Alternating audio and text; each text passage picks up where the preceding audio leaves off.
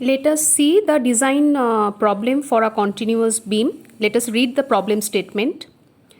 Given data are, clear span is 6 meter.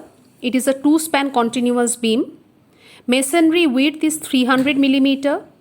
Thickness of the RC slab is 150 millimeter. Spacing of the continuous beam, it is 3 meters center to center. Floor finish 0.4 kilonewton per meter square. Live load, LL means live load, on office floor is 4 kilonewton per meter square. M15 concrete and Fe415 steel is used. And in this problem I am going to discuss using limit state method. And in the problem statement it is also mentioned that 15% redistribution of the moments are allowed. So at this point I request you, please note down the data at least, because as I proceed through the slides the main data should be with you, so that every time you can refer to the given data. So please note it down in the notebook, and then I will then please proceed with the following steps. Let us see step number 1, that the first step is how we should find out the depth of the beam. So as continuous beam carry very heavy load, dead load and live load, so span by effective depth, this ratio is generally taken between 10 to 15. I hope you have also noted down all the IS 456 Codal specification which I have shown you earlier. So please remember that Codal specification, or note it down, or always you can refer it from the IS 456. So from there it is already recommended that span by effective depth is 10 to 15. And also it is recommended that the upper limit is 26. Okay. So in this problem I have taken it 12. Between 10 to 15 any value you can take, but I have taken it as 12. So let us proceed. So span by effective depth, which I have written as DEFF. DF. So span by D effective is equal to 12. So D effective will be span by 12. Now what is the spans? Clear span was given as 6 meters. So 6000 divided by 12, that is 500 millimeter. So this is the effective depth. Now let us assume the overall depth, that is capital D, is 600 millimeter. So now we back calculate. So if we assume that the overall depth is 600 millimeter, so we give the cover to the compression and the tensile steel as 50. Let us say the cover provided as 50. You can take it as 40 or 60 also. So let us take it as 50. So if we take the cover as 50, so effective depth will be overall depth minus the cover, that is 600, minus 50, that is 550 millimeter. And width of the beam, it is given as 300 millimeter, that is the masonry width is the given as the 300 millimeter. So that value again I have noted it down over here. So the first step we have learned that how to find the depth of the beam. So our answer is effective depth is 550 and overall depth is 600. Next is step number 2, that we will learn that how to find out the effective span. So already from the Codal specification we know that how to find out the effective span. So first you find out 1/12 of the clear span. See, clear span is given as 6 meter, that is 6000 millimeter. So 1/12 of 6000 is equal to 500 millimeter. Now masonry support width was given as 300 millimeter. So it is less than the 1/12 of clear span. So effective span, how we will find out? Effective span is the least of the following two. Number 1, center to center support. What is that? Clear span plus masonry width, that is 6000 plus 300, 6300. And the second is clear span plus effective depth. What is the clear span? 6 meter, that is 6000 millimeter, plus effective depth. What is the effective depth? Last step we have found out, 550. So it is 6550. So effective span will be the least of these two as per the Codal specification. So it is 6300 and 6550. So out of this the least is 6300 millimeter. So the effective span is 6300 millimeter, that is equal to 6.3 meter. Now let us see step number 3, load calculation. This is very important part. See, first we will find out the self weight of the slab. Self weight of the slab is equal to gamma into T. What is gamma? Gamma is the unit weight of concrete. That is 24 or 25 kilonewton per meter cube. These are the standard value which you are expected to know. It, even if it is not given in the question, you are supposed to know it. So self weight of the slab will be what? Gamma into thickness, gamma into T, that is the unit weight of the concrete multiplied by the thickness. So 24 into 0.15, because thickness of the RC slab, given data, you refer the given data, it was given 150 millimeter. So 150 millimeter means 0.15 meter. So 24 into 0.15, that is 3.6 kilonewton per meter square. Second step, floor finish, FF, that is equal to 0.4 kilonewton per meter square. It is directly given. Okay, so the total of the self weight and the floor finish comes out to be 3.6 plus 0.4, that is 4 kilonewton per meter square. Now what will be the total dead load? So it will be 4 kilonewton per meter square multiplied by 3. What is 3 over here? 3 is the spacing of the continuous beam. Okay, so spacing of the continuous beam is 3 meter. So it is 12 kilonewton per meter. Fourth step, self weight of the beam. Self weight of the beam, how we will find it out? See, 0.3 into 0.6. What is 0.3? 0.3 is the width of the beam. What is 0.6? 0.6 is the overall depth of the beam. 300 millimeter was the width and 600 millimeter was the depth. So that we have converted it into meter. That's why 0.3 into 0.6 into 24. What is this 24? Unit weight of concrete. So here we are getting 4.32 kilonewton per meter. So initially dead load was 12 kilonewton per meter and self weight of the beam is 4.32 kilonewton per meter. So total loading comes out to be 16.32 kilonewton per meter. Now live load of the beam, it is denoted as small q. So live load intensity was given as 4 kilonewton per meter square. So multiplied by the 3, so it comes out to be 12 kilonewton per meter.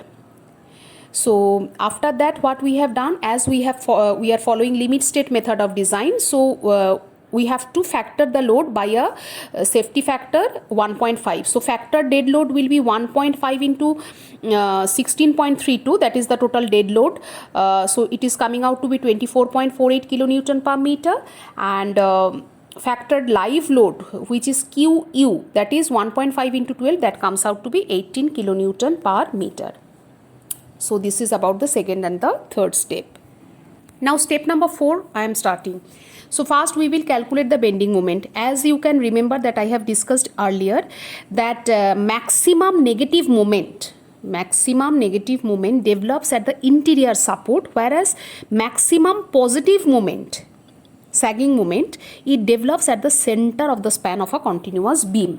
So let us see that how to calculate the maximum negative moment. It has been specified in the code, that is it is 0.125 within bracket GU plus QU bracket close L square. So GU is the factor dead load, that is 24.48. QU is the factor live load, that is 18 kilonewton per meter. And what is L? L already we have found out in the second step, effective span, that is 6.3 meter. Okay, so 6.3 score. So this comes out to be 211 kilonewton per meter. Obviously it is at the interior support. Now how to find the maximum positive moment? So it is 0.071 GU plus 0.096 QU into L square. So similarly we are getting the value as the 138 kilonewton per meter at the center of the span. Maximum positive moment develops at the center of the span for a continuous beam. Now step 5 is very important, redistribution of moments. Here actually what we do in case of a continuous beam design, what will be the maximum what will be the design bending moment, that how we will design, how we will decide. So there is maximum negative moment, there is maximum positive moment. So design maximum bending moment is obtained by decreasing the negative moment by 15%, as it is more over here 211. So here we will decrease that by 15%, and with that value we increase the positive bending moment. Let us see how it happens. For example, 15% of 211 is 15 by 100 into 211, that comes out to be 32 kilonewton per meter. Now this value should be reduced from the 211, that comes out to be 179 kilonewton per meter, and these 32 should be added with the maximum positive bending moment, that is 138 plus 32, so that comes out to be 170 kilonewton per meter. So in this problem, if you remember the problem statement, it was given that this 15% of the moment distribution is allowed in this problem. Redistribution of moments can be done, so that's why we have calculated in this way. So from these two values, let us decide that the design ultimate moment, which is denoted as mu, as 179 kilonewton meter. Now let us see step number 6, that how to find the moment of resistance. So MR means moment of resistance. Step number 6, that is equal to 0.138 FCK BD square. So this value is already taken from the IS 456. It is for Fe 415. Here in this problem we are using Fe 415 steel. That's why the value is 0.138 FCK BD square. For Fe 550 it is 0.139 FCK BD square. For Fe 250 or mild steel, it is 0.149 FCK BD square. Okay, however, let us continue. So 0.138 FCK means the compressive strength of the concrete, that is 15. B is the width of the beam, that is 300. D, small d, is the effective depth, which we have taken as 550 square. So this gives out the answer as 187.8 into 10 raised to 6 Newton millimeter, or 187.8 kilonewton meter. So now here we have to compare and take the decision. That is, moment of resistance we have found is more than the design moment. Design moment we have found out in step number 5, mu, that is 179 by redistribution of moments, correct? So here the MR is 187.8, design moment is 179. So as MR is greater than the design moment, hence the section is under reinforced. Step number 7 is how to find out the main reinforcement in the section. So that can be found from the moment value, design moment value. So mu is equal to 0.87 Fy ASTD within bracket 1 minus AST Fy divided by BD into FCK. So mu, design moment value, is 179 kilonewton meter. You have to take care of the unit. So 179 into 10 raised to 6, that is equal to 0.87 into 415 into AST into 550 within bracket 1 minus AST into 415. Fy is steel strength, that is the 415 Newton per mm square, and B is 300, D is 550, FCK is 15. So from here, if you solve it, you are getting a quadratic equation. So if you solve the quadratic equation, it can be directly solved in some calculator. The quadratic equation can be solved. So from there you will get the value of AST as 1109 millimeter square. So now let us take 20 millimeter diameter bar. So from there so area of one bar is equal to Fi is equal to pi by 4 into 20 square. So this comes out to be 314 millimeter square, correct? So total number of bars required is 1109 divided by 314. So if we round it off, it comes out to be 4. So AST provided, AST prof, that means how much we are providing? 4. Actually we are providing 4 into 314. It is the diameter of one bar, 20 millimeter diameter bar, one bar, area is 314. So 4 into 314 comes out to be 1256 millimeters square. Now the step number 8 we have come, so that is the last step of the designing problem, that is the calculation of shear stress. So as we have seen earlier, that is the maximum shear force of a continuous beam is at the support, and it is given as Vu equal to 0.62 Gu plus Qu into L. Gu is what? factored dead load, QU is factored live load, L is the effective span. Okay. So that comes out to be 166 kilonewton. Now shear stress, how we can find? Shear stress we can find it out by tau V is equal to VU by BD. What is VU? That is the shear force divided by the area, that is the shear stress.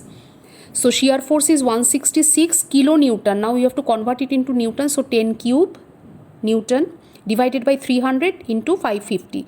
So that comes out to be 1 Newton per mm square. So now here you find out 100 into AST prof divided by BD, this factor, because why we are finding this factor? From here we will find out the critical shear stress value from the code, which is given in table number 19 of IS 456. Okay, so 100 AST prof by BD, AST prof we have solved just now 4 into 314, that is 1256. So 100 into 1256 divided by 300 into 550. So this comes out to be 0.76. Now if you refer the table, so corresponding to the value of 0.76, you will find the critical shear stress value as the 0.54 Newton per mm square. So now what we will do, let us give 2 bars bent up at the quarter span point, and shear force should be taken up by the bent bars. So VUS is equal to 0.87 AST FY sine 45. AST is what? 2 into 314, because we are giving 20 millimeter diameter bar. FY is 415 and sine 45 value is 0.707. So that comes out to be 160 kilonewton. Actually here tau C value we have got 0.54 and tau V is 1 Newton per millimeter square. So as the shear stress developed is more than the critical shear stress, hence we need to provide the shear reinforcement. That's why we are doing all this calculation. So our step number 8 continues. So now shear stress taken by the concrete is equal to tau C into BD. So tau C value is 0.54, B is 300, D is 550. So that comes out to be 89 kilonewton. So the total shear resistance is, first we have found out 160 and now it is 89. So 249 kilonewton. It is more than the maximum shear force. What is the maximum shear force? We have started at the start of the step number 8, we have found it out as 166 kilonewton. Now total shear resistance is 249. So provide nominal shear reinforcement. Let us say 6 millimeter diameter, 2 leg stirrup. So if we take 6 millimeter diameter stirrup, so area will be ASV is equal to 2 multiplied by pi by 4 into 6 square. What is ASB? That is the area of the 2-legged stirrup. Why we are multiplying by 2? Because it is a 2-legged stirrup into pi by 4 6 square. What is 6? 6 millimeter diameter we are taking. Okay, so ASV is equal to 2 into pi by 4 into 6 square, and spacing, how we can find it out? Spacing we can find it out, SV is equal to ASV FY divided by 0.4 into B. So ASV value we have put it, pi by 4 into 6 square comes out to be 28.26. So 2 into 28.26, that is the ASV, into 415 Fy divided by 0.4 into 300. So 193 it is coming from the calculation. So let us provide the spacing as 180 cc throughout the length of the beam. So that is the design problem of the continuous beam. Now next I will show you the diagram, and that will complete our design problem.